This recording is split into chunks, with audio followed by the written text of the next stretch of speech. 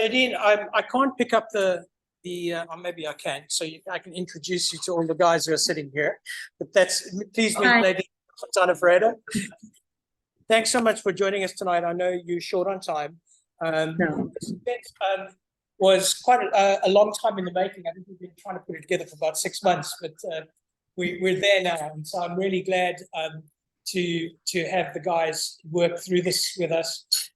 We have very little of any of these wines left, and so this is the last chance I'll have to actually look at them all in one series.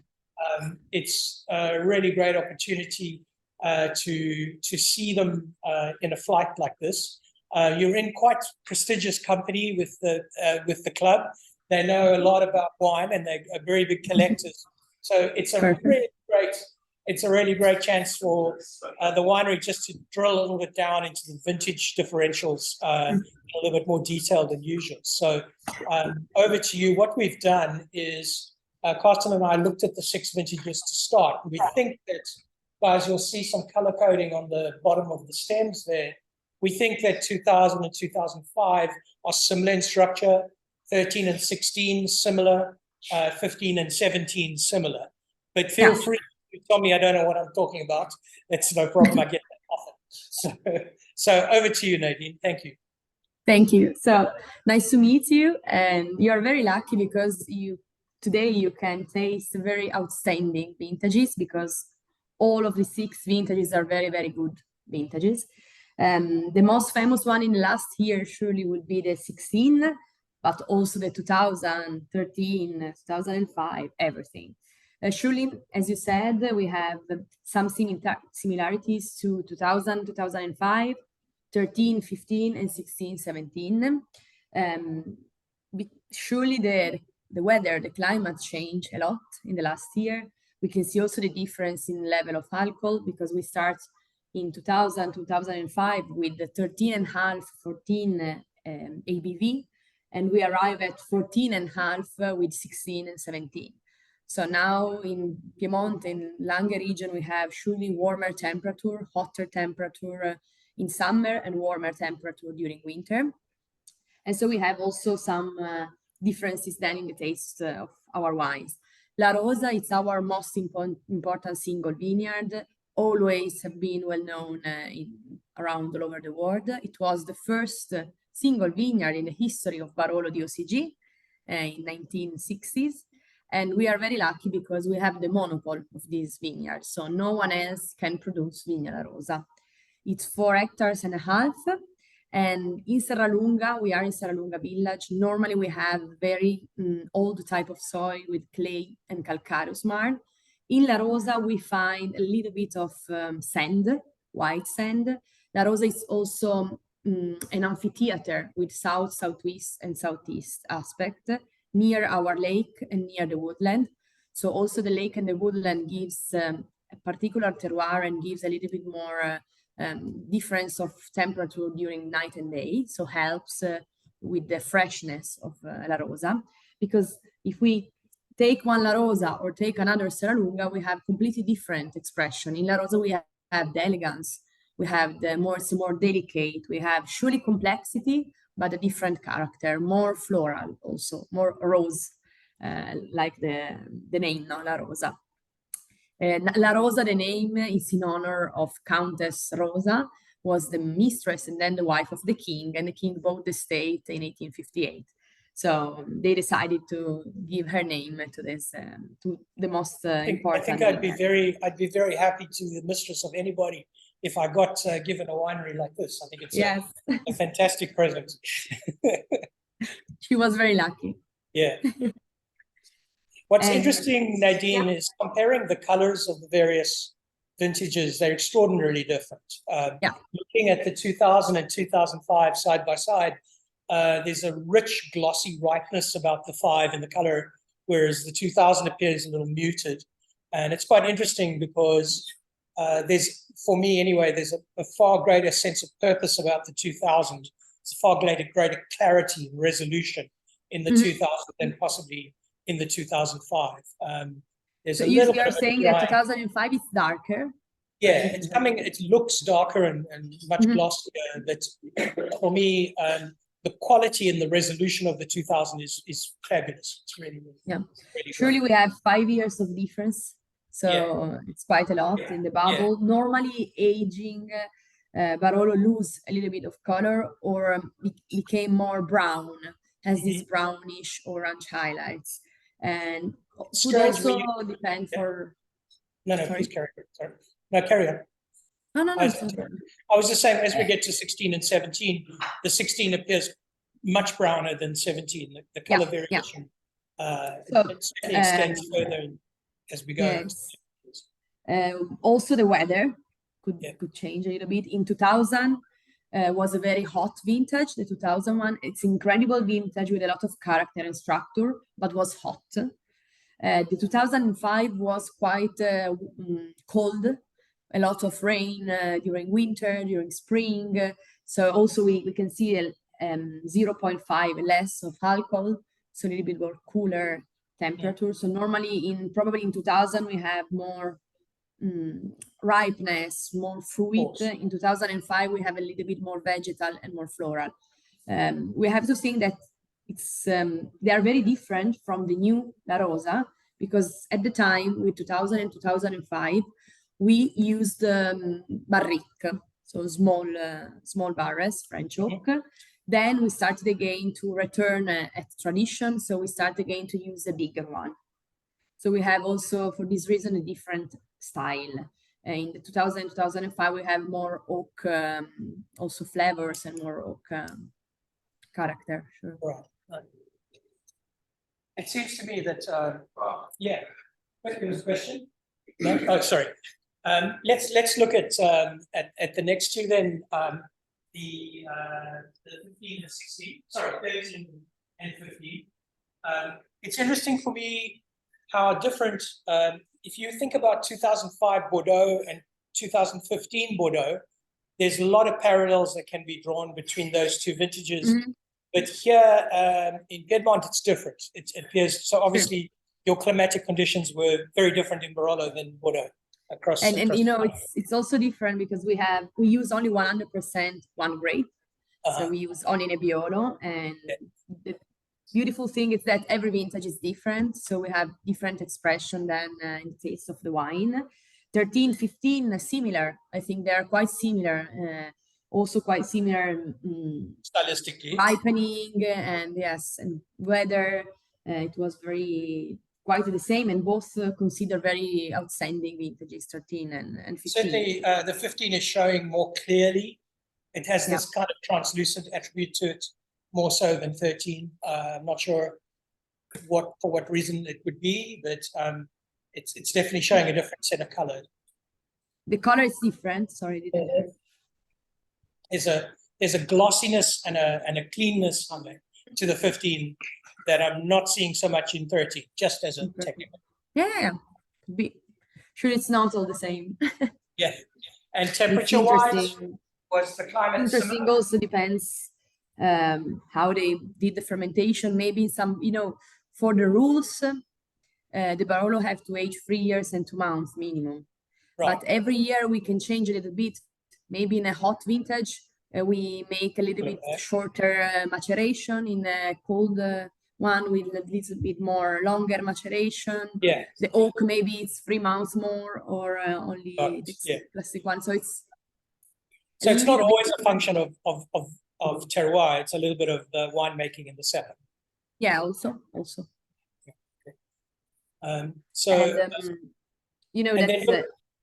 Nebbiolo grape. Sorry. No, looking at 16 and 17, 16 has a reputation in Barolo for being a magnificent year, extraordinary year.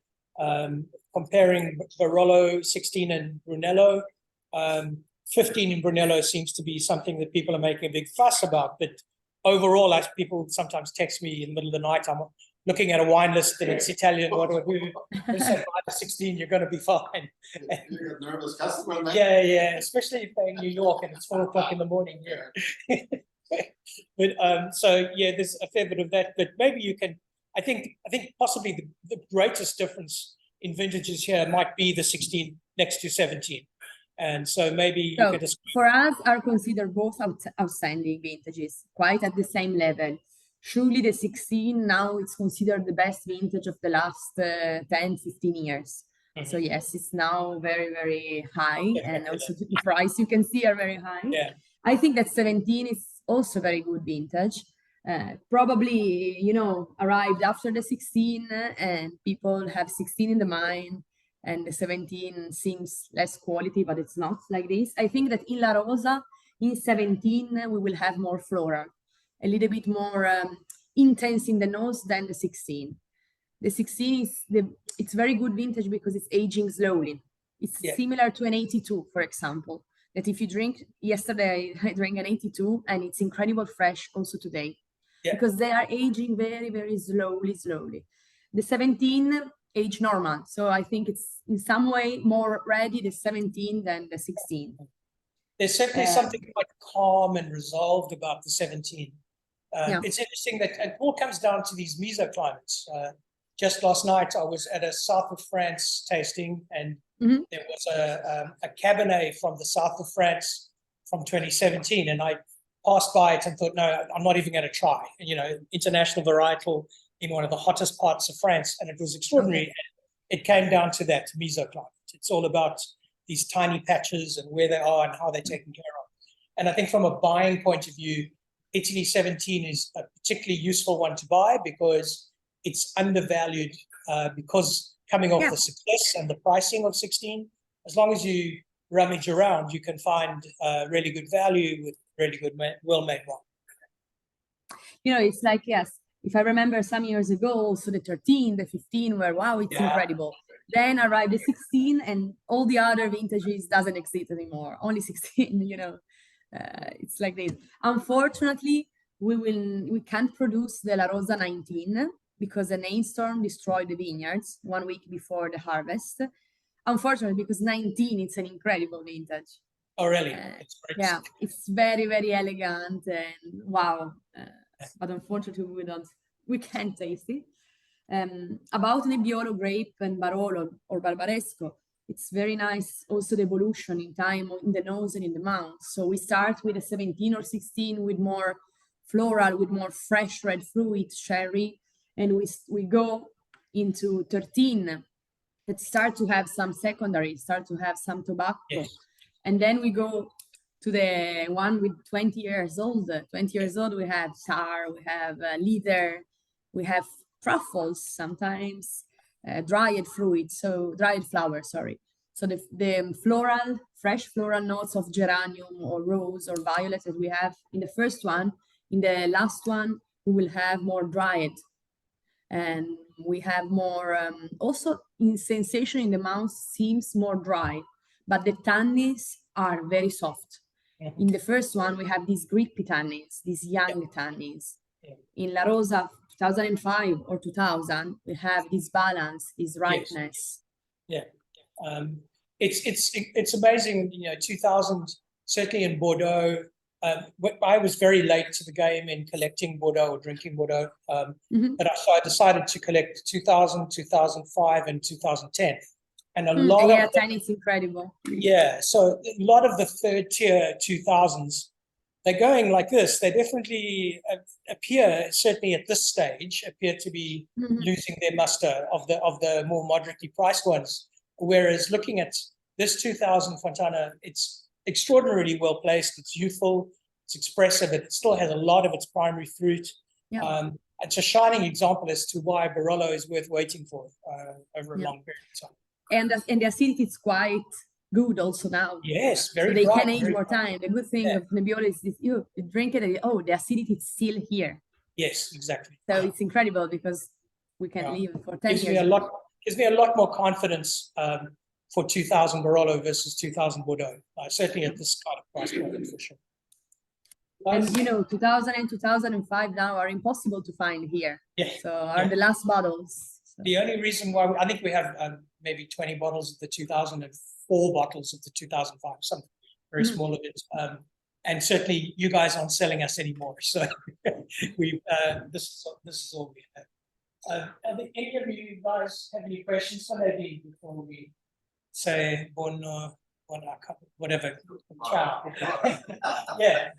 I'm curious, you said in 2017. Yeah. I was telling you that I purchased some Barolo recently. Yes. Right? Is there major variance? I mean, that year, from my understanding, was not a great year, but is there much variance across Barolo brands? I'll leave Nadine to answer. Did you get the question, Nadine? The No, question, sorry. the question was, and I share the sentiment that a lot of 2017 you've got to be careful of. It's not the quality that one gets from, say, 16 or earlier vintages. Is it a generalism to say that, or are there exceptions to that? Could be, surely could be generalizing. So level of weather and of climate was perfect. So was not too hot and not too cold. And when they keep here, for example, the Nebbiolo, in the analysis was the perfect analysis that you have in the book of winemaker, you know, the perfect one. And you say, oh, it's incredible because it's the first time we have the same one. Yeah. And so could be also in Tuscany, was a very incredible vintage in France and in other parts. But surely the quality depends also of the winemaker and of the wineries. I did a tasting on Saturday where it was the same winemaker, same varietal over 8 or 9 years. And I was surprised by what should have been a good year was not so great, and the other way around. And I guess if you're drilling down into that quality level, what you really need to do is find out what day he picked the grapes versus everybody else in that mesoclimate. And so it's those decisions as to when the grapes actually come off the vines that have more of an influence on the quality than a generalization of the vintage. It's it's change a lot. I was tasting another wine, white wine from here, in a very beautiful line like this, and I tasted 2007, 2005, and the winemaker told me, yes, the 2010, I said it's different. Yes, I didn't make in a good way because I harvest too late. And it's incredible. You're like, oh yes, I harvest too late and I can change. It's incredible. You know, it's such very a lottery. interesting. It's very difficult. I think being a winemaker is one of the most risky things in the world. I'm glad I'm on this side of the wine industry. Yes, it's hard work.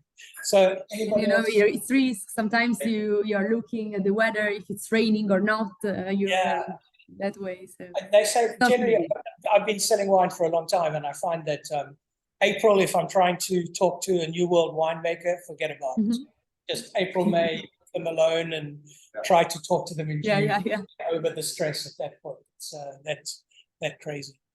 But anyway. And also, you know, depends of the altitudes around here change a lot. If you have a vineyard at 2,500 meters above sea level, or if you have a 500 meters above sea level. So in the last year with climate change, it's quite difficult. We have this very hot summer. So one day the grapes are not ready, the day after are too ripe. Ready to go. So it's very hard. So anyway, I wanted to invite you next time you're in Asia to come and have dinner with the guys and meet them again. Sure. For real, it would be great to see you here. And thanks so much for taking some time today. I appreciate it. No problem. Thanks, Nadine. Thank you, and enjoy the wines and the food also. I'm going to be there in April for Vin Italy, so I'll come and say hello. We see him in Italy. Milan. Yeah, Milan is the closest. We'll work it out. Thanks so much. We'll see you. Bye-bye. Thank you. Bye. Bye.